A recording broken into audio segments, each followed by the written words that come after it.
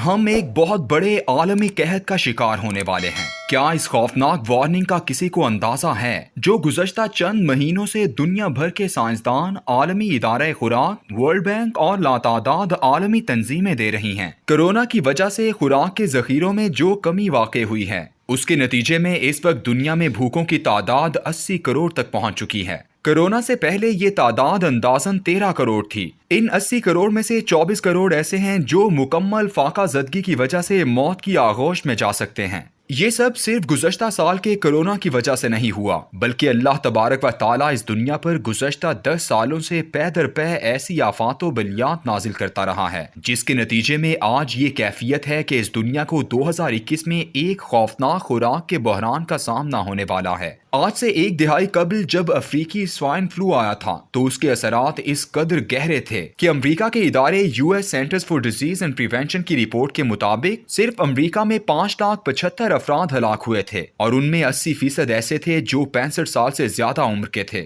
لیکن اس swine flu کا دوسرا پہلو جو لوگوں کی نظروں سے اوجھل رہا وہ یہ تھا کہ اس کے نتیجے میں دنیا بھر میں سور کی 1/4 نسل ختم ہو گئی، اور عمومی طور پر سور پالنے والے فارموں میں اس قدر خوف و ہراس پھیلا کہ مزید نسلی افزائش کم ہو گئی۔ وہ ممالک جہاں سور کا گوشت شوق سے کھایا جاتا ہے، وہاں اب یہ 25% مہنگا ہو چکا ہے۔ چین میں کورونا کی آمد سے پہلے سور کا گوشت دگنا مہنگا ہو چکا تھا۔ سوائن فلو کے بعد گزشتہ سال 70 سالہ تاریخ کا سب سے بڑا ٹڈی دل کا حملہ ہوا، جس کے نتیجے میں مشرقی افریقہ جو کہ خوراک پیدا کرنے والا علاقہ ہے، وہاں کی فصلیں تباہ ہو کر رہ گئیں۔ کینیا جیسے زرعی ملک میں گندم اور دالوں کی قیمت میں 60% اضافہ ہو گیا۔ ٹڈی دل کے علاوہ گزشتہ 10 سالوں میں آہستہ آہستہ جو موسمی تبدیلیاں آتی رہی ہیں، انہوں نے زمین کے نظام خوراک و پیداوار کو تباہ کر کے رکھ دیا ہے۔ اس کی ایک مثال گزشتہ سال بنگلہ دیش کے سیلاب کی ہے۔ سیلاب نے وسیع رقبے پر اس قدر فصلیں تباہ اور جانور ہلاک کر دیے کہ ورلڈ بینک کی کئی ملین ڈالر کی امداد بھی سب کچھ بحال نہ کر سکی۔ اس وقت دنیا بھر میں خوراک کی کمی کی وجہ سے انڈونیشیا کی محبوب ترین غذا ٹوفو، جو سفید پھلیوں سے بنائی جاتی ہے، اس کی قیمت 40% زیادہ ہو چکی ہے۔ اسی طرح برازیل میں ان کی پسندیدہ دال بلیک ٹرٹل بین کی قیمت میں 60% اضافہ ہوا ہے۔ روس میں چینی کی قیمتیں 70% بڑھ گئی ہیں۔ کورونا کے دنوں میں بڑے بڑے امیر ممالک بھی خوراک کی کمی کا شکار ہوئے اور لوگوں کو کھانا پہنچانے کے لیے خیراتی اداروں کو میدان میں آنا پڑا۔ برطانیہ کے صرف ایک خیراتی ادارے کرسل ٹرسٹ نے مسلسل روزانہ 3000 پیکٹ ایسے گھرانوں میں تقسیم کیے جن کے پاس کھانے کو کچھ نہیں تھا۔ ایسا کبھی برطانیہ میں تصور بھی نہیں کیا جا سکتا۔ امریکہ میں یوں تو ایسے لوگوں کی ایک خاصی تعداد ہمیشہ سے موجود رہی ہے جو خوراک کی کمی کا شکار رہتے ہیں۔ اس کے علاوہ امریکہ میں ہمیشہ سے بے گھر لوگوں کی بھی ایک بہت بڑی تعداد موجود رہی ہے۔ لیکن کورونا وائرس کے بعد امریکہ جس بحران کا شکار ہوا ہے وہ بہت بڑا ہے۔ خوراک کی کمی کا شکار امریکی افراد کی تعداد 4 کروڑ 20 لاکھ تک پہنچ چکی ہے،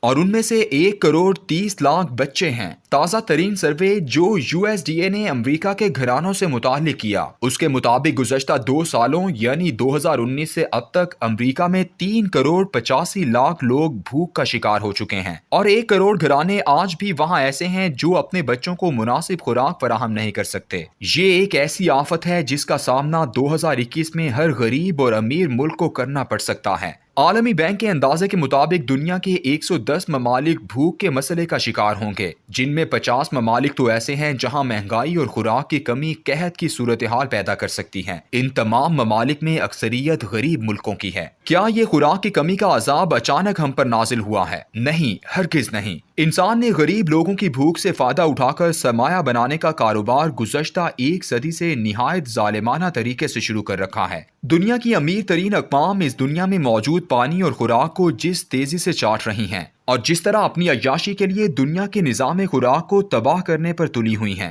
اس کا نتیجہ اب ظاہر ہو رہا ہے۔ اللہ نے فرمایا ہے کہ ہم نے پانی سے زندگی پیدا کی اور ہم اس عظیم ذخیرے کے دشمن ہیں۔ زیر زمین پانی کو اللہ تعالیٰ نے لاکھوں سال سے آہستہ آہستہ انسان کے لیے جمع کیا تھا، جو اب ختم ہوتا جا رہا ہے۔ کیا کسی کو اندازہ ہے کہ 1 کلو بیف کے لیے 50,000 لیٹر پینے کے صاف پانی کی ضرورت ہوتی ہے؟ اس وقت دنیا کے امیر ممالک میں جس قدر گوشت کھایا جاتا ہے، اس میں سے 10% بھی کمی کر دی جائے تو دنیا میں موجود 10 کروڑ بھوکوں کو کھانا کھلایا جا سکتا ہے، اور اگر 50% گوشت میں کمی آ جائے تو دنیا سے بھوک کا مکمل خاتمہ ہو جائے۔ ایک اندازے کے مطابق مغرب میں جس طرح کی خوراک لوگ کھاتے ہیں، اگر دنیا میں بسنے والا ہر شخص ویسی ہی خوراک استعمال کرے تو اسے اگانے کے لیے 2 زمینیں چاہیے۔ افریقہ، ایشیا اور جنوبی امریکہ کے غریب ممالک اپنے کھیتوں پر جانوروں کا چارہ اگا کر مغربی دنیا کو بیچتے ہیں، جو وہ اپنے سوروں، بیلوں، بکریوں اور دیگر جانوروں کو ڈالتے ہیں، جبکہ ان غریب ممالک کے بچے بھوک سے مر رہے ہوتے ہیں۔ یہ زمین ہر انسان کی بھوک کے لیے کافی خوراک پیدا کر سکتی ہے، لیکن ہر انسان کی ہوس کے لیے اس کے پاس بہت کم ہے۔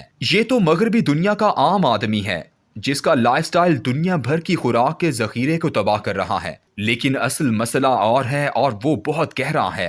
دنیا میں ملٹی نیشنل کمپنیوں کی اجارہ داری قائم کرنے کے لیے عالمی سطح پر WTO اور IMF کے اسٹرکچرل ایڈجسٹمنٹ پروگرام بنائے گئے، جن کے تحت دنیا کی خوراک پر اب یہ کمپنیاں قابض ہو چکی ہیں۔ پیٹنٹ کے قانون کی وجہ سے دنیا کی 10 بڑی بیجوں کی کمپنیاں 80% بیجوں کی مالک ہیں، اور جینیٹک انجینئرنگ کے طریقے سے دنیا بھر کے کسانوں کو ایسے بیج فراہم کیے جاتے ہیں جو صرف ایک ہی فصل دیتے ہیں، یعنی اگلی فصل کے بیجوں کے لیے پھر انہی کمپنی سے رجوع کرنا پڑتا ہے۔ دنیا کی مزید 10 بڑی کمپنیاں اس وقت گوشت، دالیں، چاول، گندم اور دودھ جیسی ضروریات کی بلا شرکت غیر مالک بن چکی ہیں۔ ذخیرہ اندوزی تو بہت پہلے سے چلی آ رہی تھی، اس کے ساتھ ساتھ حصص اور سٹاک کا کاروبار گھر بیٹھے کروڑوں لوگوں کو اس کھیل میں امیر بنا رہا ہے۔ لگتا ہے 1943 کے بنگال کے قحط کا منظر دوبارہ دہرایا جانے والا ہے۔ بنگال میں قحط پڑا، جنگ عظیم دوئم چل رہی تھی۔ برطانیہ کے مقبول وزیر اعظم چرچل نے جنگ عظیم دوئم کا بہانہ بنا کر خوراک کے گوداموں کو تالے لگا دیے کہ یہ کل ہمارے کام آئے گی۔